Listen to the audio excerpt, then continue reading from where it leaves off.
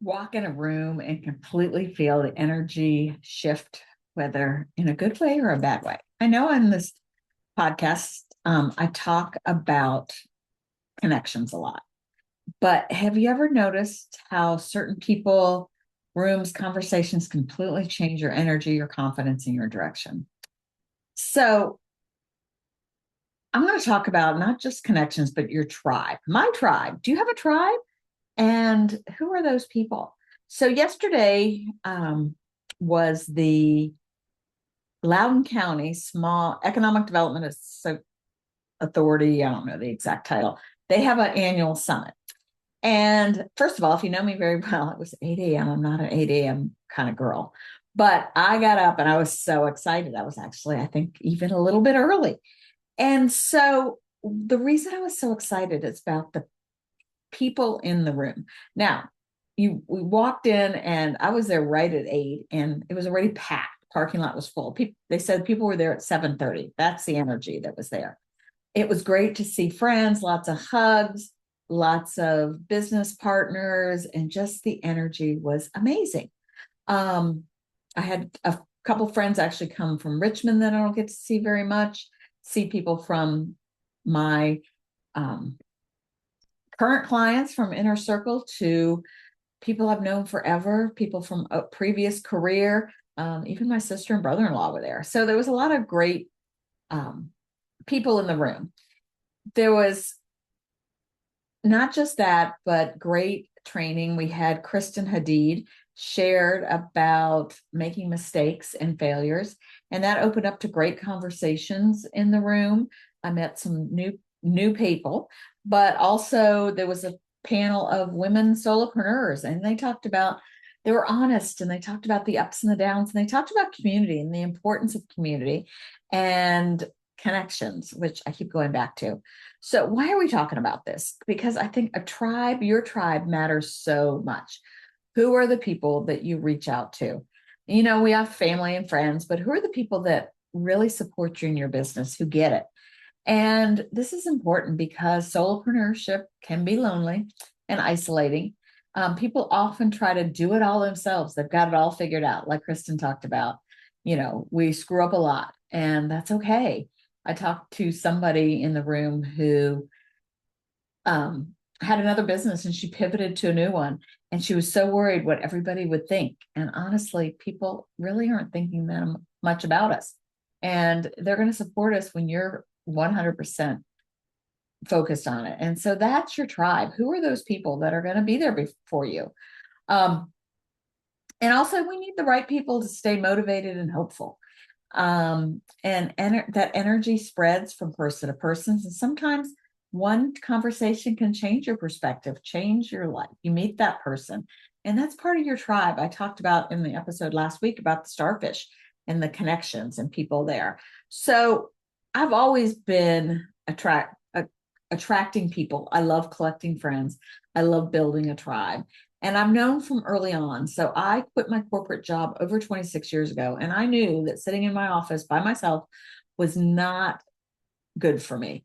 And so I created that tribe. And I had people from my Mary Kay world, people, running buddies that I could reach out to if I had something, a question, I was having a bad day or a good day to celebrate. I had mentors that I was able to reach out to if I had a question. And I knew when things weren't going exactly right and I really didn't want to reach out to that person, that was the time I need to reach out to them. And so having those people that you can reach out to, that you can have those conversations with. And like one of the people in my tribe is Carrie, who has been on this podcast. And our businesses are completely different. And we haven't done business together. And I doubt we ever probably will. But we're both supporting each other. Whenever she's in town, we get together and we chat and we talk about ideas in each other's businesses. We support each other. We give each other ideas. And we always walk out of our time together just energized, almost bouncing off the walls, excitement. Somebody else that part of my tribe that was there was Madeline. And Madeline is a fractional marketing person. I don't know her exact title, but she has so many ideas and just loves to pour into people. I often joke that when I'm with her that I feel like I need to take some Advil when I'm done. So not only did I get to see her, hang out with her, spend time with her at the event, but then we went, because it was Cinco de Mayo, went and grabbed a couple of margaritas afterwards. And so there's so many people in the room that just lift you up, are part of your tribe. And do you have that? Do you have that support? Or are you looking for it? They actually, Harvard University did a study on relationships, or it's a longevity study. And there was also one done simultaneously in Boston. And they studied men in Harvard and to see longevity. And then they added this other Boston study of people, and they really studied people's longevity. And they looked at, relationships, family, health, how long they lived, and all the different things. And the one thing they could find, the common denominator, were meaningful relationships. So do you have those meaningful relationships in your world? And I think you're a little more motivated to take action when you're around those people and spend time with them.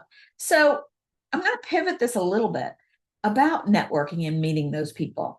And I've had lots of conversations recently about networking. This is totally pivoting, but that's okay. I get to do that.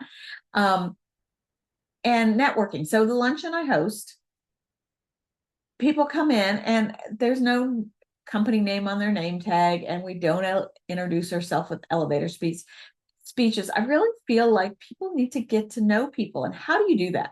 So I know people are scared. It comes naturally to me, or I've been doing it for a very long time. And so I get it. But I know some people are scared. They're introverts. They're afraid to talk to other people. I was listening to a podcast earlier today, and she was talking about she went into some rooms and met people. She didn't feel like she could support them, or they weren't a good fit business wide, but she would get to know them and like, I can connect you with this person. So it's really serving others. So when you walk into a networking room, do you feel like salesy? I was talking to somebody else yesterday, and I don't remember what the question was, but on our piece of paper and the exercise we were working on in big bold letters with exclamation points, she wrote, I hate sales. And you know what? Nobody really loves sales if you don't get sales. Sales is really just building those connections, serving other people. And so the person that listened to a podcast that she would connect other people, she was serving people.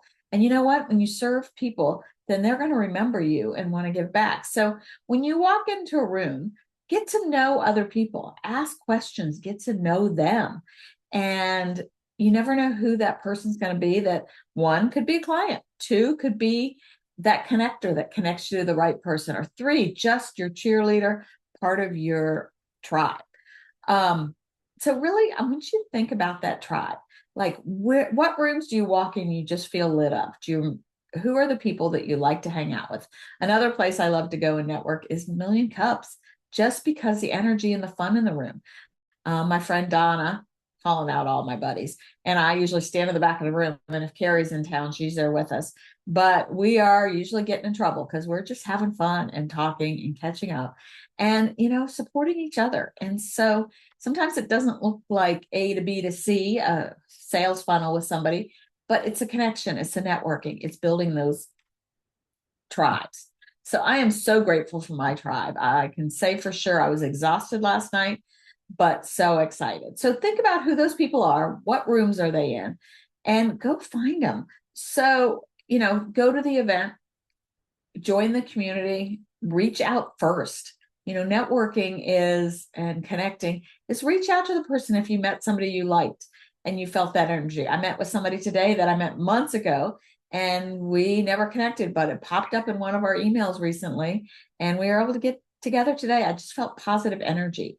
So follow up again. Usually what I do I meet somebody that I want to get to know, I invite them for coffee or a Zoom, and I get to know them. It's not like, what kind of business do you have? It's getting to know them. Do you know people? Do they have dogs? Do they have kids? Where do they like to go on vacation? I had somebody recently ask, or she says when she meets people, she asks, where's your favorite place to travel? Or what do you like to do for fun? And so feel that vibe and, looking for those people that you want to be in the room with. And so really want you to think about that. Courage is simply walking in the room. There was actually, I think it may be a Dr. Seuss book, that will you be my friend? And I feel like that when I walk my dog. She's always walks up to the people and sits in front of them or rubs up next to them and wants a treat or wants them to be a friend. So like be on the lookout. Who can be your friend? And so think about, again, who energizes you? What rooms do you need to spend more time in? And who do you need to connect with? And create that tribe. Make a list of that tribe. Who are those people? It kind of can be like your board of directors unofficially, but think about who that tribe is. The Why Not Today Connects community or Facebook group is for that. I want you to build a tribe. I want to be supporting each other, running with each other, celebrating each other. That's what we do in the Why Not Today inner circle. And that's really, if you know me, that's what I'm about.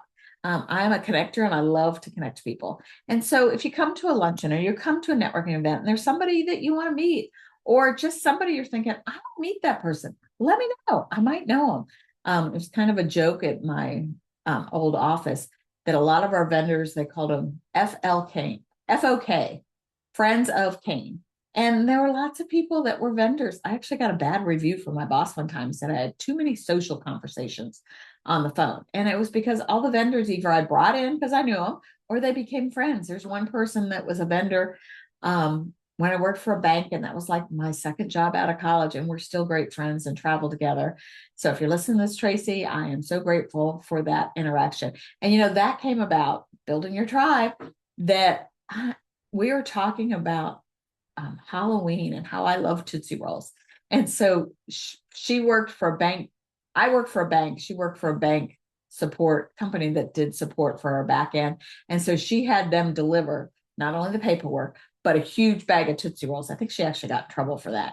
And then we became great friends and we've been friends. And as I said, we went to Hawaii together for 2 weeks. We've been to the beach together. I was there when she got married. I've been there with her daughter. And that was from just a small interaction. You just never know. So I am all over the place like usual on these podcasts. And that's the beauty of it. So who is in your tribe? Are you in my tribe? If you're not, I'd love to have you in my tribe. Maybe we should talk and maybe we could be friends. Will you be my friend? And so I really challenge everybody to, if this spoke to you, share this with a friend. Join the Why Not Today Facebook group, attend a Why Not Today luncheon or a workshop I do. And if you want to know more about how I can support you, then reach out. Everything's on the whynottoday.com website.